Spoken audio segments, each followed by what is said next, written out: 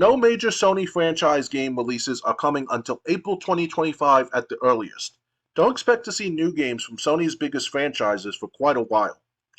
It looks like the next year will be a relatively quiet one on the first party front. That Sony as the company has said that it will not be releasing any major PlayStation franchise games because April 2000 until before April 2025 at the earliest.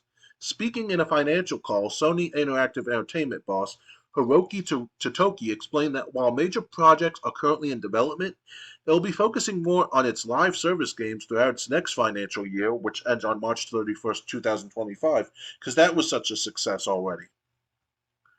Regarding first party software, we aim to continue the focus on producing high quality works and developing live service games, Totoki said. But while major projects are currently under development, we do not plan to release any new major existing franchise titles next fiscal year, like God of War, Ragnarok, and Marvel Spider-Man 2.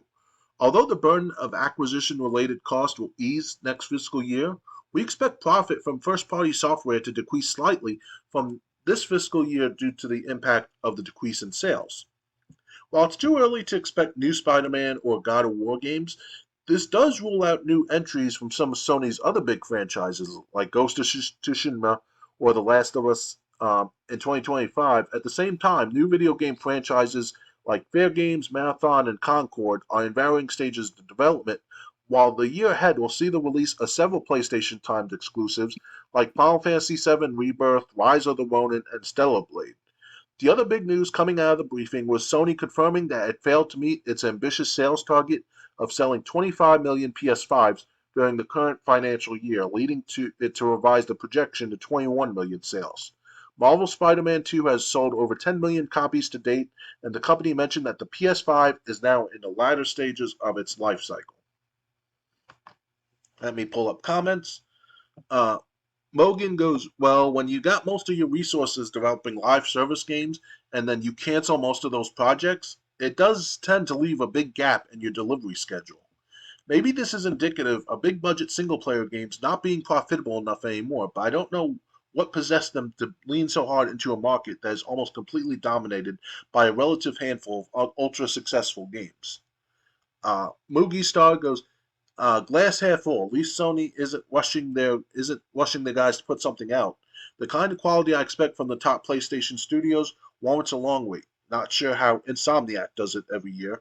And Gamer Burn goes, PlayStation has no games? Or do third-party exclusives count now? I mean, we gotta keep that same energy, right? When Xbox had no first-party games, right? Something tells me the goalposts will be moved yet again. Also, I do want to bring up what I heard, but not mentioned in this article. The PS5 Pro is coming out at the end of 2024. That's not bad. There's 13 games that are exclusive to the PS5. There'll be 13 games exclusive to the PS5 when the PS5 Pro comes out. What's the point of getting a PS5 or a PS5 Pro? Especially PS5 Pro. Yeah, exactly. I mean, and the thing is, 2 of those 13 exclusive games are the PSVR titles. So, like, unless you got a lot of money, you're not getting those 2 titles. I looked at the list of games that were exclusive to PS5. Like I said, there's 13 titles. 2 or 3 of them I really care about. You know, Spider-Man, the Silent Hill games.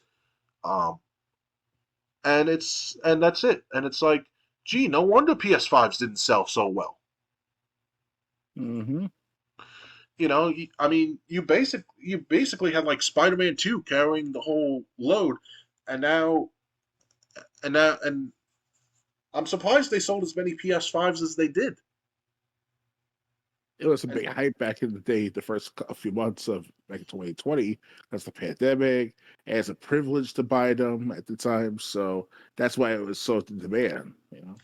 Yeah, but I mean, you know, it's the like I said, you're missing out on 13 games, some of which you probably wouldn't care about. So, how many you would care that you missed out on if you only had a PS4? I mean, you know, a game's gonna have software to go with it.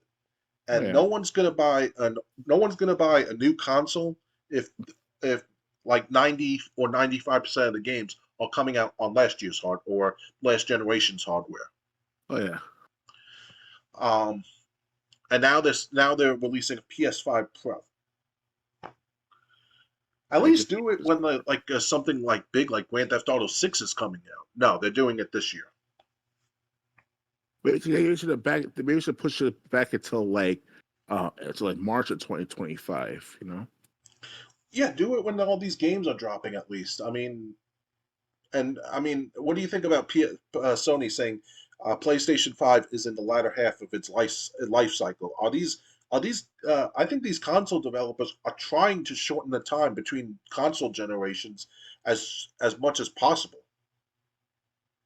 What's so interesting about back in from 25 years to now is that 25 years ago, the life cycle of any console lasts for about 5 years. From Yeah, but it's now Super they're trying to Nintendo, make it. Now they're trying to make it 4 years, 3 years. I mean, Xbox was like that. The original Xbox was like that from 2001 until 2005. The 360 came out in 2005. yeah, but then So the 360 was like had 9 years as the main console, at least 7, yeah. and then so it's. But the thing is, I mean, and then now we're going to where when the Wii U had like 4 years, that was looked at like a failure, Mm-hmm. and now they're trying to say like, well, the PS5, it's in the later years, so we're bringing out a PS5 Pro to play Mm-hmm. what exactly? Oh yeah. Uh, so it's again these console developers. I don't know what's going on with them. Um, Nintendo and Microsoft are not uh, innocent of this. They do have their own problems. Um, but yeah, I mean, with Sony, the PS5 was a failure. So you're going to release the PS5 Pro now. Mm. What next? The PS5 Plus edition? Why stop there? How about the PS5 Deluxe? And then we could do the PS5 Ultra. And then we could do the PS5 Titanic. Titanic. No, that was sick though. Miss the days when your consoles were as big as a 1980s VCR? Those days are here again. Yeah, the Xbox Series X and that it's pretty big console itself. It's bigger than a fucking VCR from 1980s. Yeah. So I mean, like I said, the PS5 does not need a Pro. The PS5 barely has any games to play on it at all. Mm. Maybe you should focus on making those games.